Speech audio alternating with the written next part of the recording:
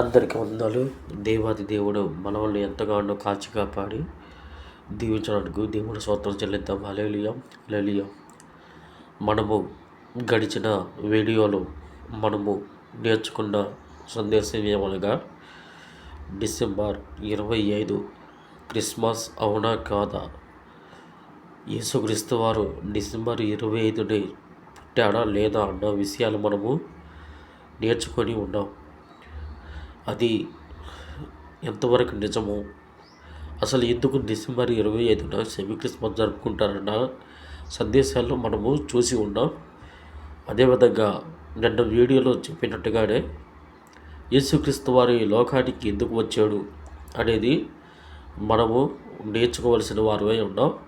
కాబట్టి ఎవరు కూడా మీరు ఈ వీడియోని స్కిప్ చేయొద్దు, చివరి వరకు చూడండి.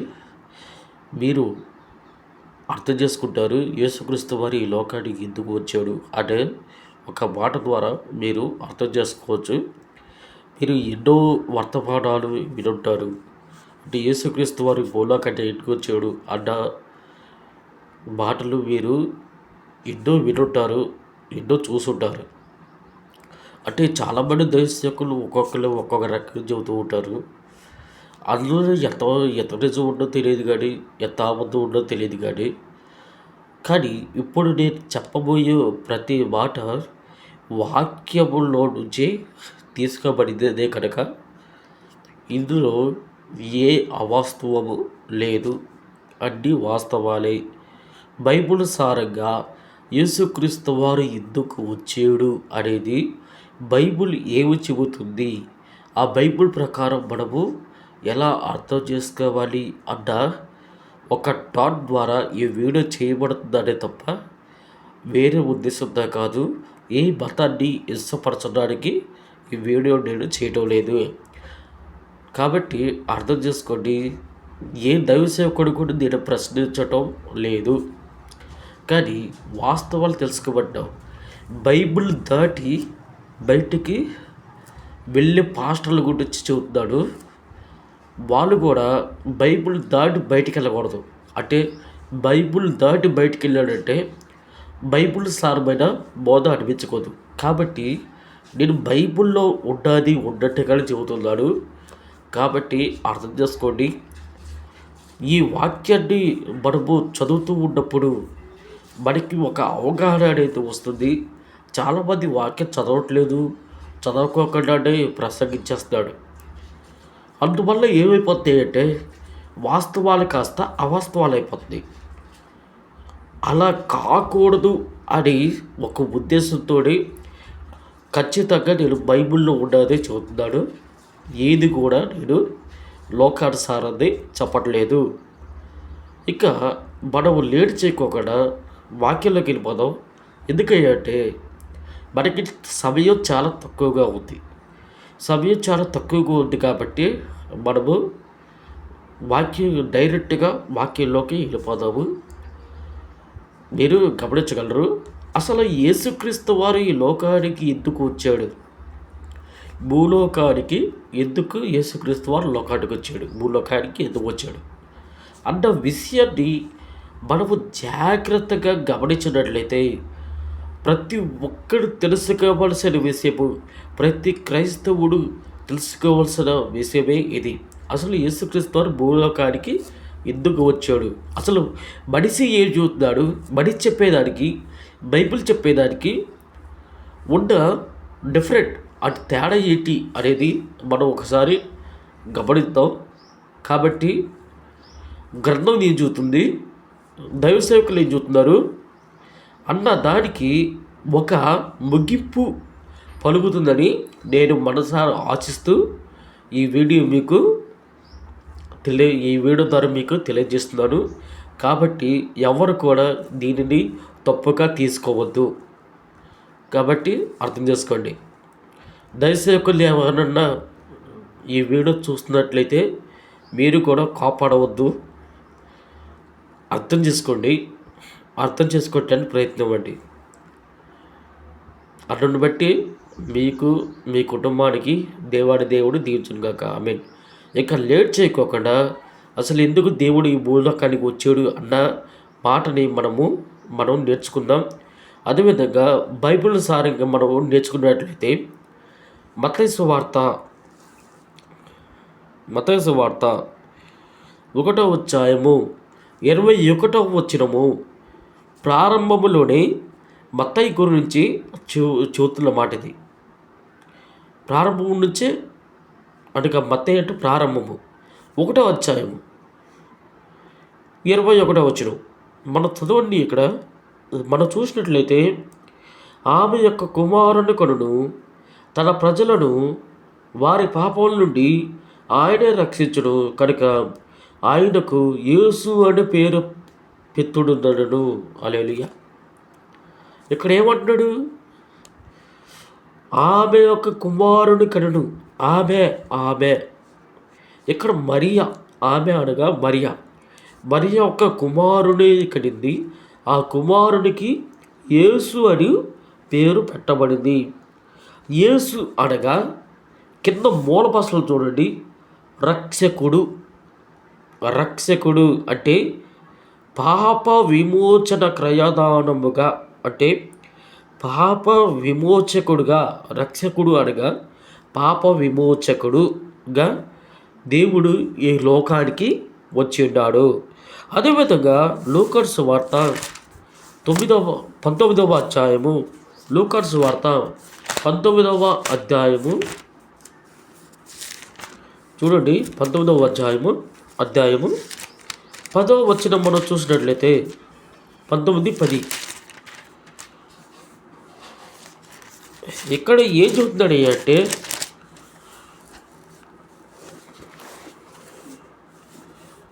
నశించిన దానిని వెతికి రక్షించుటకు మనుష్య కుమారుడు వచ్చినని అతనితో చెప్పాను. హల్లెలూయా.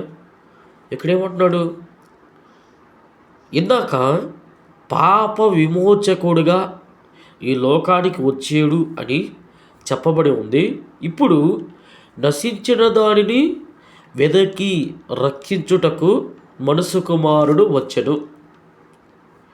నశించిన దానిని అంటే నశించిపోయే ఆత్మలను వెదకి రక్షించడానికి ఎవరైనా ఏదైనా ఒక సంపద కోల్పోయారనుకోండి, సంపద కాకుండా ఇంకేమన్నా కోల్పోయారు అనుకుందాం, ఒక కుమారుని కోల్పోయాడు అనుకున్నాం అంటే జాతరలో కానీ లేదా కొన్ని చోట్ల ఒక కుమారుడు తప్పిపోయాడు.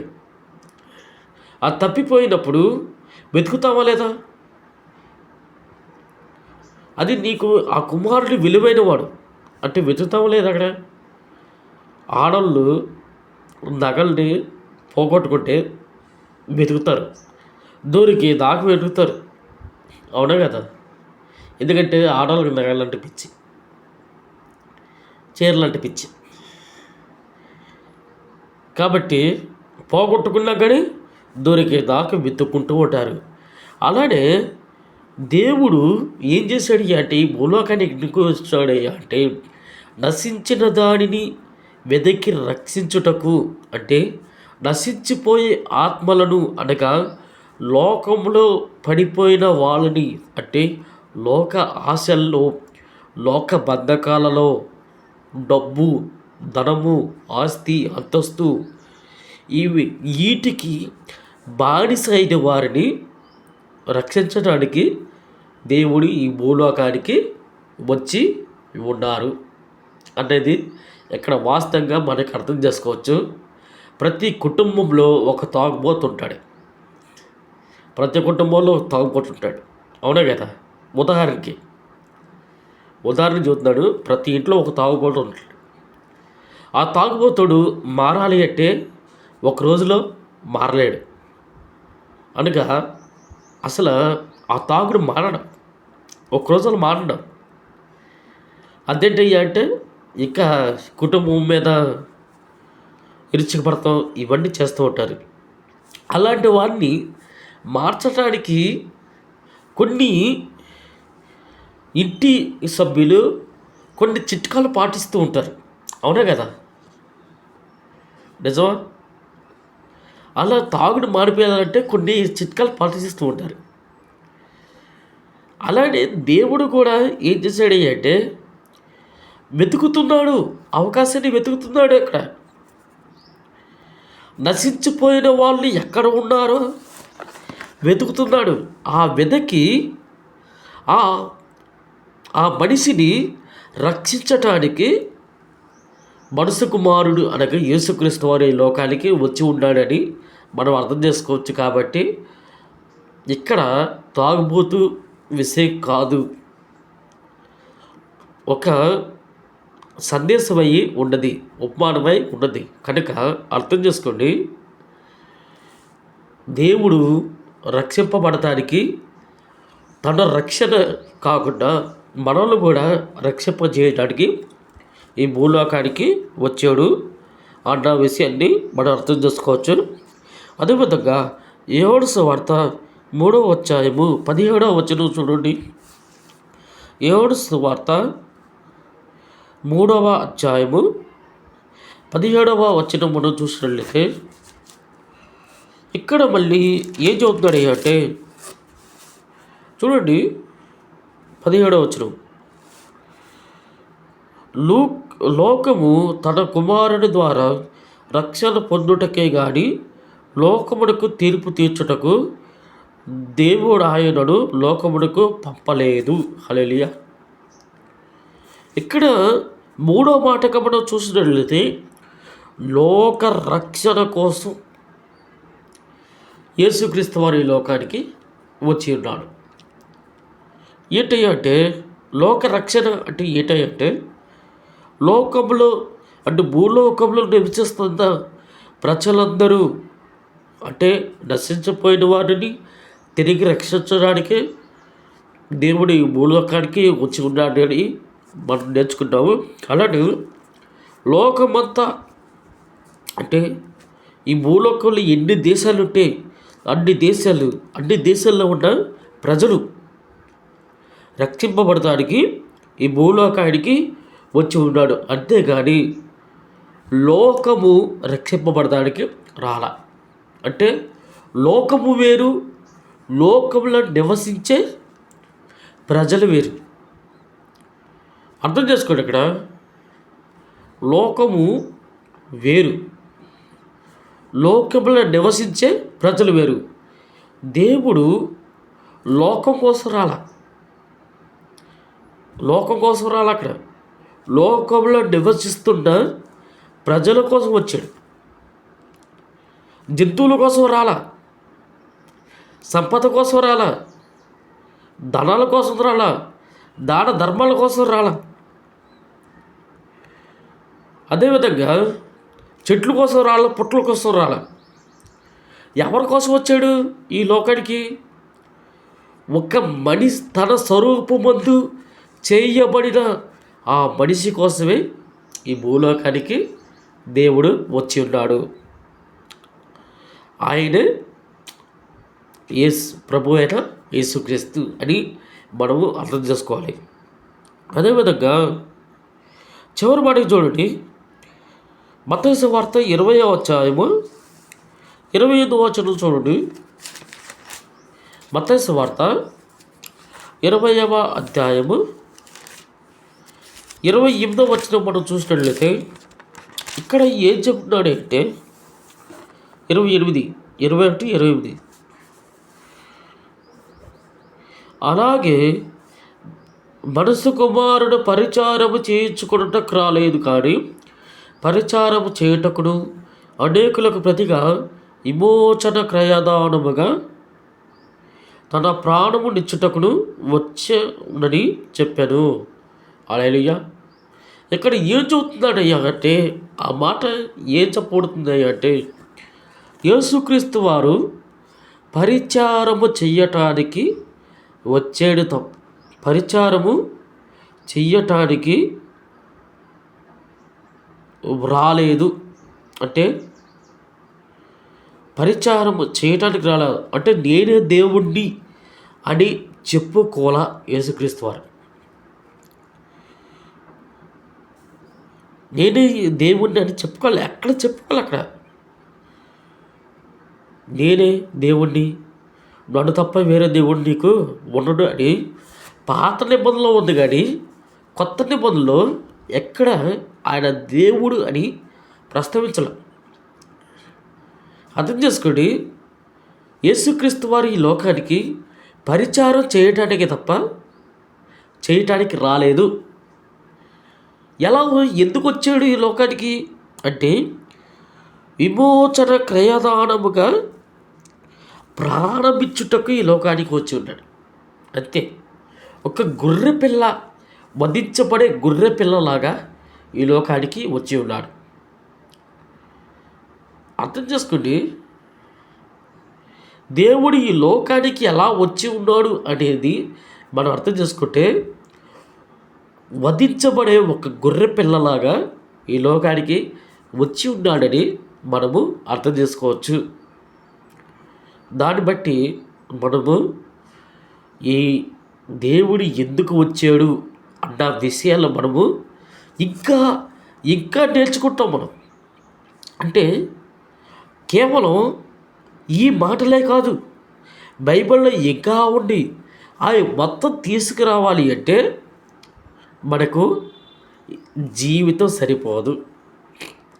ఎంత చదివినా మనము ఇంకా ప్రస్తావించాలి అంటే ప్రస్తావించే కొద్దీ మరలా కొన్ని తీసుకురావాలి, అక్కడ మళ్ళీ కొన్ని తెలుసుకోవాలి అక్కడ. కాబట్టి అర్థం చేసుకోండి, దేవుడు ఈ లోకానికి ఎందుకు వచ్చాడు అంటే కొన్ని ఉదాహరణలు మనం చూసి ఉంటాం. పాప విమోచముగా మొదటిగా పాప విమోచన నిమిత్తము భూలోకానికి వచ్చి ఉన్నాడు. రెండవదిగా నశించిన వారిని రక్షణలోకి తేవడానికి. మూడవదిగా లోకంలో ఉన్న ప్రజల యొక్క రక్షణార్థం వచ్చి ఉన్నాడు. అదేవిధంగా పరిచారము చేయటానికి కాకుండా విమోచన క్రయదానముగా తన ప్రాణాన్ని పణంగా పెట్టడానికి, గొర్రెపిల్లల మరణించబడటానికి ఈ లోకానికి వచ్చి ఉన్నాడని మనము ఈరోజు తెలుసుకొని ఉన్నాము. కాబట్టి అర్థం చేసుకోండి, దేవుడి యొక్క ప్రేమ ఎంత మధురమో, ఎంత దండిత్వం అనేది మనము అర్థం చేసుకోవచ్చు. ఈ వాక్యం మీ అందరికీ నా హృదయపూర్వక వందములు. దేవుడు మిమ్మల్ని మీ కుటుంబాన్ని దీవించును కాక. ఆమేన్, ఆమేన్, ఆమేన్.